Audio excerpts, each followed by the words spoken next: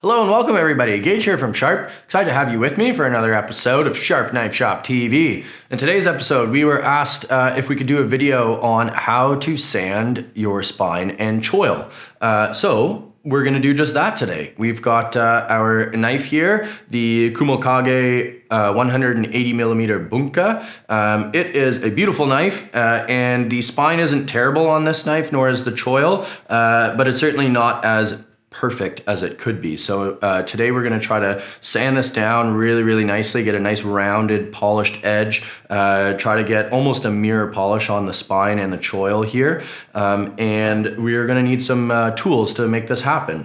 First and foremost, you're going to need a bench vise.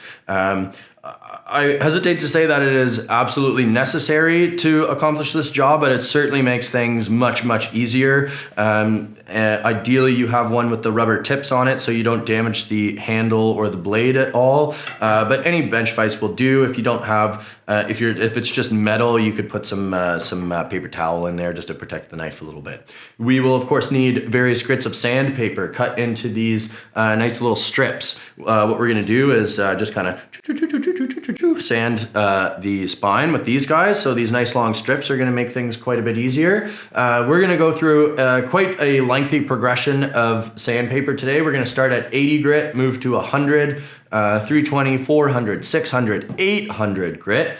We also have these guys cut into smaller little squares because we have this handy dandy little tool here. You put your sandpaper in here and it wraps around like so.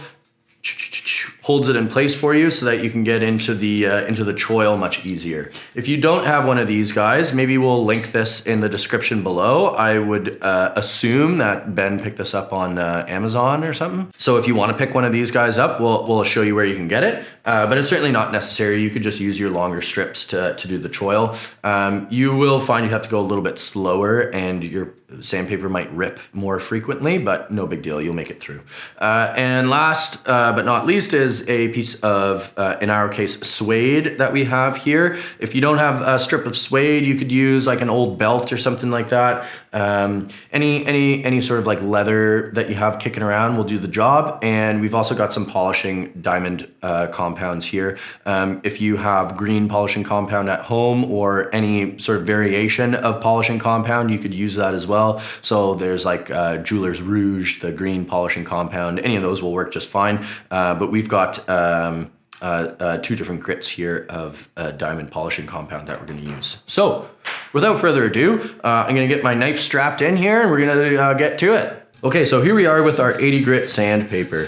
What I'm thinking about here is when I'm starting, just taking my time, using sort of shorter strokes, just sort of getting the grain pattern started on the spine here. When you're first starting out, you should have your hands basically like parallel with the height of the spine. And then as you're working through, you're gonna drop your hands lower and lower and lower. This will help you get a more rounded shape on the spine. Now remember, with your low grit paper or stone, you're really sort of creating the shape, the final shape that you want to sort of polish over time with the finer and finer sandpaper. So you really want to make sure you've got a good shape of the spine that you're happy with before you move on to do to move through your progression. So take your time at this stage, really make sure you've got a nice shape that you're happy with. It's nicely rounded to your specifications before you move on to your next grit. Now we're moving on to our 100 grit sandpaper. Some things to think about when you're working on your 100 grit paper. This is still pretty coarse, so we still can do quite a bit of shaping at this point. Don't be afraid to use your one hand just to sort of hold the knife really solidly in place and use some sort of like scrubby motions to get into those problem areas. Again, at this point, we're really trying to set our shape properly so that we can just kind of color in the lines as we move through our finer grit paper. So again, don't be afraid to really get in there. You're removing steel from a knife, so you're gonna have a hard time removing more steel than you would want to.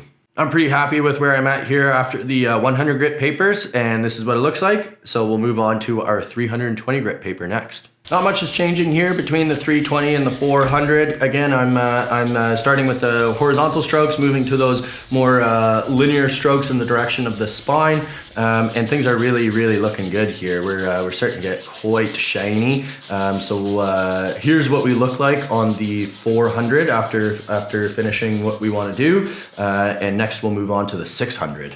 You may find that the amount of sandpaper grits we're moving through is a little unnecessary, and you might be right, but we're definitely finding that these small incremental jumps is making it quite easy to polish out the old scratch marks. So we're spending maybe 2-3 minutes per grit at this point, and I'm sure that'll cut down even further a little bit more as we're going into the 800 grit papers. So here we go.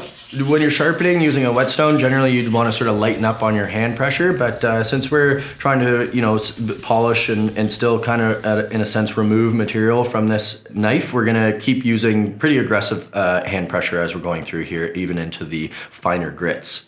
Okay, so we just finished up dry sanding on the 800 grit paper. Now we are gonna move on to a piece of suede with polishing compound on it, but we just wanted to show you real quick here the type of results you can get without any suede. So we're gonna wet sand with our highest grit paper, which happens to be the 800 grit paper we just finished on. And as you can see, you can get really nice results with the wet sanding on your highest grit sandpaper. And honestly, this is pretty well done. You wouldn't really need to go any further than this. Of course, we have the suede and the polishing compound, so we're gonna do a little extra work anyways. But if you wanted to finish off without any suede, I think you'd be really happy with the results you're gonna get. All right, folks, we're all finished here. Pretty happy with how things turned out. Now, obviously, we have the handle on this knife. What would make this a heck of a lot easier if you wanted to do this at home is to take the handle off first. Now, quite easy to take the handle off of your knife. You just throw it in the oven at 200 degrees Fahrenheit for about 15-20 minutes, and the handle should slide right off nice and easy.